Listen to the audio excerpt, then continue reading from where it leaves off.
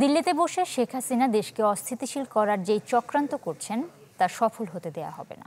তাকে দেশে ফিরিয়ে এনে দ্রুত বিচার করতে হবে।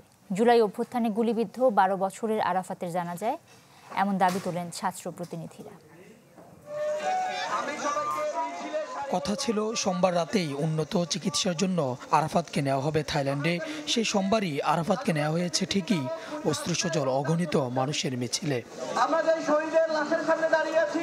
৫ আগস্ট শেখ হাসিনার পতনের দিন ঢাকার উত্তরায় পুলিশের গুলিতে ১২ বছরের ছোট্ট আরাফাতের শরীর এফোর হয়ে যায়। এরপর থেকে হাসপাতালের বিছানায় নিবিড় পরিচর্যা কেন্দ্রে চলছিল আরাফাতকে সুস্থ করার প্রাণান্ত চেষ্টা। সোমবার চিকিৎসকদের সব চেষ্টা ব্যর্থ করে পৃথিবীর মায়া ছাড়েন জুলাই অভ্যুত্থানের এই কিশোর যোদ্ধা। সিএমএইচ থেকে বিকেলে মরদেহ জানাজার জন্য নিয়ে আসা হয় কেন্দ্রীয় শহীদ মিনার প্রাঙ্গণে। বিচারের দাবি জানান সন্তানহারা পিতা আর স্বজনেরা। বক্তব্য রাখেন জুলাই অভ্যুত্থানের অগ্রসৈনিকরাও।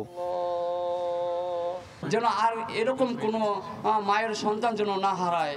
আমরা যেন এই অন্তর্বর্তীকালীন সরকারের সময় আমাদের সকল জীবনের রক্তের যে বিচার, সেই বিচার আমরা দেখে যেতে পারি। যারা ইন্ডিয়াতে আশ্রয় নিয়েছে এবং ভাবছে যে বাংলাদেশকে তারা বাইরে থেকে অস্থিতিশীল করবে, তাদেরকে বলবো যে বিচারের সম্মুখীন হওয়ার জন্য মানসিকভাবে প্রস্তুতি নিন। শেখ হাসিনা বাংলাদেশে আসবে কেবলমাত্র বিচারের মুখোমুখি হওয়ার জন্য, ফাঁসির কাস্টে ঝোলার জন্য। জানাজা উপস্থিত দৈনিক আমার দেশ সম্পাদক মাহমুদুর রহমান বলেন, শহীদের ঋণ পরিশোধ করতে হলে সব ষড়যন্ত্র রুখে দিয়ে তাদের পরিবারকে পুনর্বাসন করতে হবে।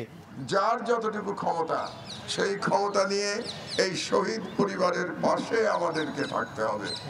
তাদেরকে যেন আমরা কখনো ভুলে না যাই।